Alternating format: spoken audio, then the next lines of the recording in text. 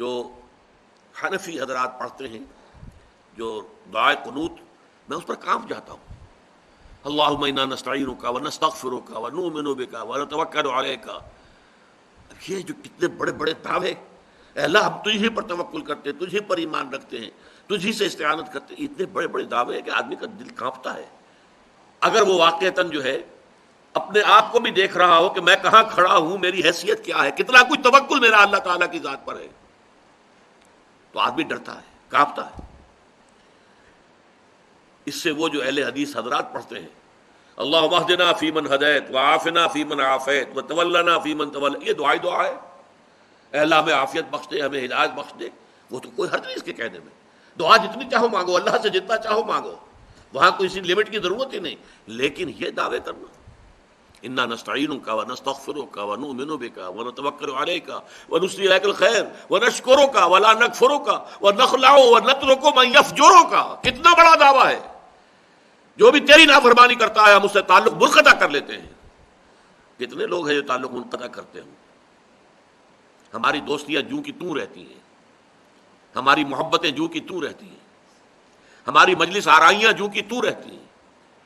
فساق بھی ہیں، فجار بھی ہیں، اللہ کے احکام کو توڑنے والے بھی. نخلع ونترک من یفجرک، اے اللہ ہم چھوڑ دیتے ہیں، قطع تعلق کر لیتے ہیں ان سب سے جو تیرے احکام کی نافرمانی کرے. کون ہے جو آج اس کے اوپر پورا اترتا؟ آپ کے بابوں نے جو آپ کو دعائے قنوت سکھائی ہے وہ قنوت وتر کی دعا ہی نہیں ہے، وہ تو قنوت نازلہ کی دعا ہے جو کافروں پر بد دعا کی جاتی ہے. چاہے آپ وہ وتر میں کر لیں، چاہے فرض نماز کی آخری رکعت میں رکوع کے بعد، قنوت نازلہ کے طور پر. لیکن جو قنوت وتر ہم عشاء کی کرتے ہیں وہ تو ہم رکوع سے پہلے کرتے ہیں، کیونکہ صحیح بخاری میں حدیث ہے کہ جس نے کہا کہ نبی علیہ السلام نے رکوع کے بعد وتر کی یعنی دعا مانگی تو وہ جھوٹا ہے. نبی علیہ السلام نے صرف 1 مہینے رکوع کے بعد مانگی تھی جو قنوت نازلہ تھی. آپ رکوع سے پہلے ہمیشہ مانگا کرتے تھے. صحیح بخاری میں انٹرنیشنل نمبر ہے اس کا 1002، انس بن مالک سے روایت ہے. تو قنوت وتر کی دعا جو ہے وہ رکوع سے پہلے ہوتی ہے اور دونوں طریقے سے سنت ہے. آپ سورہ فاتحہ کے بعد سورت ملانے کے بعد اللہ اکبر کہہ کے ہاتھ بلند کریں اور دوبارہ سے ہاتھ باندھ لیں اور دعائے قنوت پڑھیں، یا سورت ملانے کے فوراً بعد ساتھ ہی دعائے قنوت پڑھ لیں. اور اس کے لیے دعائے قنوت کون سی؟ جو دعائے قنوت نبی علیہ السلام نے قنوت وتر کے طور پر تعلیم فرمائی ہے وہ ہے جامعہ ترمذی میں، سنن نبی داؤد میں، سنن نسائی کے اندر، کہ حسن ابن علی رضی اللہ تعالی عنہما وعلیہم السلام، سیدنا حسین کے جو بڑے بھائی تھے، وہ کہتے ہیں کہ مجھے نبی علیہ السلام نے نماز وتر میں پڑھنے کے لیے قنوت تعلیم کی اور میں وہی قنوت پڑھتا ہوں. اور وہی قنوت وتر کی دعا ہے جو اس وقت صرف اہل حدیث پڑھتے ہیں یا عرب کے لوگ پڑھتے ہیں. سب کانٹیننٹ میں تو قنوت نازلہ ہی چل رہی ہے، اللہم انا نستعینک ونستغفرک. یہ قنوت وتر بھی یاد کریں. کئی لوگوں نے اب بوڑھی عمر میں جا کے یہ دعا یاد کی ہے. جس کو دعائے قنوت نہیں آتی وہ اللہم ربنا آتینا فی الدنیا حسنہ وفی الآخرۃ حسنہ وقنا عذاب النار پڑھ رہے، ٹھیک ہے، جب تک دعا یاد نہیں ہوتی نماز اس کی ہو جائے گی.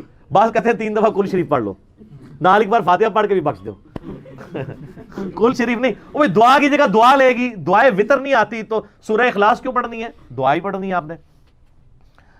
تو قنوت وتر جو ہے وہ آپ کو جامعہ ترمذی، ابو داؤد، سنن نسائی، ابن ماجہ میں مل جائے گی اور آپ کو مشکات المصابیح کے پہلے جلد کے اندر وتر والے چیپٹر میں مل جائے گی. حسن ابن علی نے وہ نبی علیہ السلام سے سیکھی تھی. اللہم اہدنی فی من ہدیت، اے اللہ مجھے ہدایت دینے کے بعد اپنے ہدایت یافتہ لوگوں میں شامل کر لے. آئے ہائے ہائے.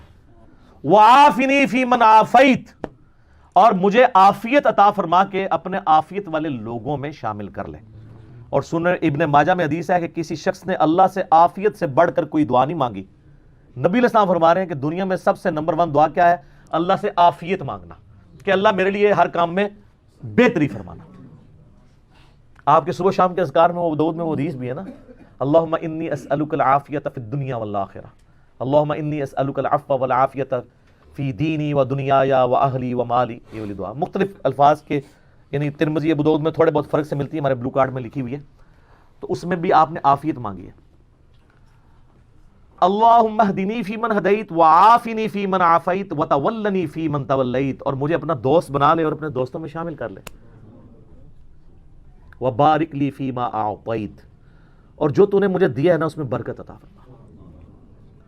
وقنی شر ما قضیت، اور مجھے اس شر سے بچا لے جو تو نے مقدر رکھا ہوا ہے، کیونکہ شر بھی تو اللہ ہی نے پیدا کیا نا. من شر ما خلق، میں ہر اس چیز کی برائی سے تیری پناہ میں آتا ہوں جو تو نے پیدا کی ہے. شیطان کو کس نے پیدا کیا؟ اللہ نے. فَإِنَّكَ تَقْضِي وَلَا يُقْضَى عَلَيْكَ، پس بے شک تیری قبضے اختیار میں ہر چیز ہے جو تو فیصلہ کر دے، تیرے فیصلے کے خلاف کوئی فیصلہ نہیں کر سکتا. اِنَّهُ لَا يَذِلُّ مَنْ وَالَيْتَ، بے شک وہ کبھی بھی ذلیل نہیں ہو سکتا جس سے تو دوستی کر لے. وَلَا يَعِزُّ مَنْ عَادَيْتَ، اور وہ کبھی عزت والا نہیں ہو سکتا جس سے تو دشمنی کر لے. تبارکت ربنا وتعالیت، میرا رب بڑی برکت والا ہے، بڑی اونچی شان والا ہے. یہ الفاظ جو صحیح سند سے ثابت ہے. آپ سورہ فاتحہ پڑھی اور سمجھو 3 رکعت میں آپ سورہ اخلاص پڑھ رہے سمجھے، آخری سورہ اخلاص پڑھی اور اس کے بعد آپ اللہم اہدنی فیمن ہدیت، اور وہ دعا آپ اس کے بعد شروع کر دیں گے پڑھنا. یہ ایک طریقہ. دوسرا طریقہ، آپ تیسری رکعت میں کھڑے ہوئے سورہ فاتحہ زمین سورہ ملایا، اللہ اکبر کہہ کے رکوع میں گئے، رکوع سے اٹھا سمیع اللہ لمن حمیدہ ربنا لک الحمد حمدا کثیرا طیبا مبارکا فی اللہم اہدنی فیمن ہدیت وعافنی فیمن عافیت.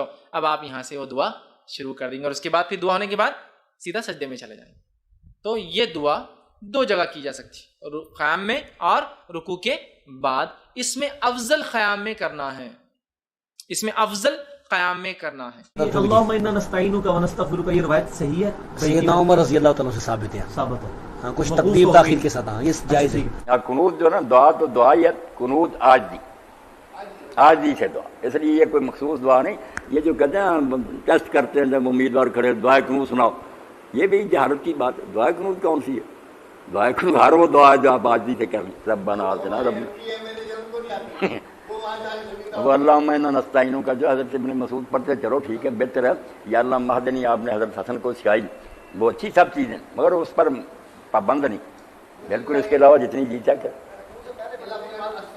آپ چوتھائی سب دیکھیں حرم شریف میں جب تراویح ہوتی ہے تو امام پھر جب دعا کرتا ہے تو آدھا گھنٹہ پونا گھنٹہ روتے رہتے ہیں. اس لیے جتنی جی چاہے دعا سب قنوت کی، عاجزی سے جو دعا کی جائے قنوت ہی کہلاتا ہے. اللہ کے رسول 3 رکعتوں میں پہلی میں سبح اسم ربک الاعلی، دوسری میں قل یا ایھا الکافرون اور تیسری میں سورہ اخلاص پڑھتے.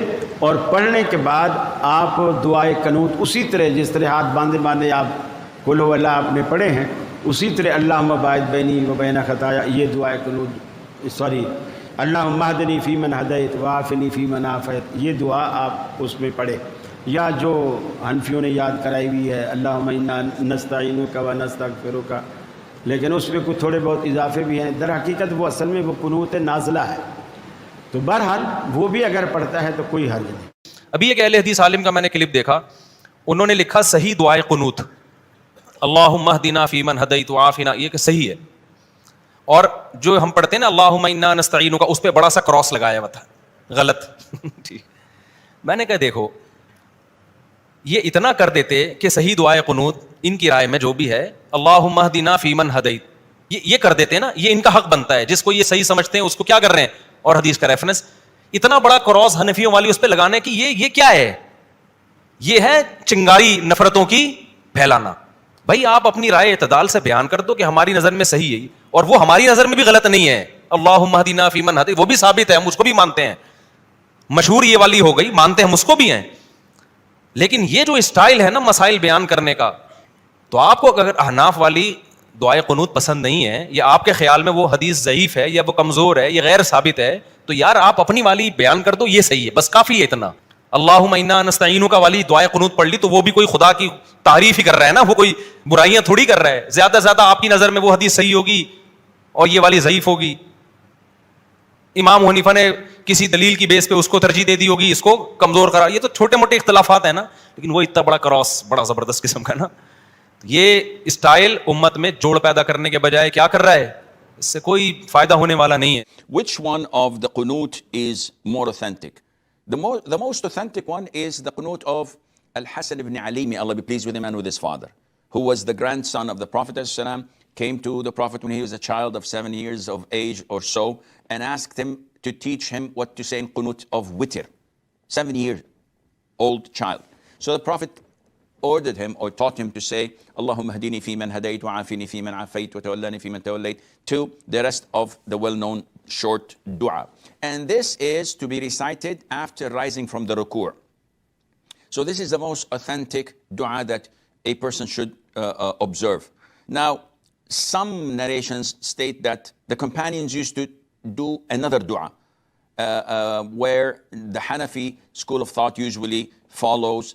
And some say that this is authentic, some say that this is not, some say that this is only authentic to Umar ibn al-Khattab, may Allah be pleased with him, but not to the Prophet ﷺ. So to be safe rather than sorry, stick with the one that the Prophet did teach his grandson ﷺ, which is definitely the best.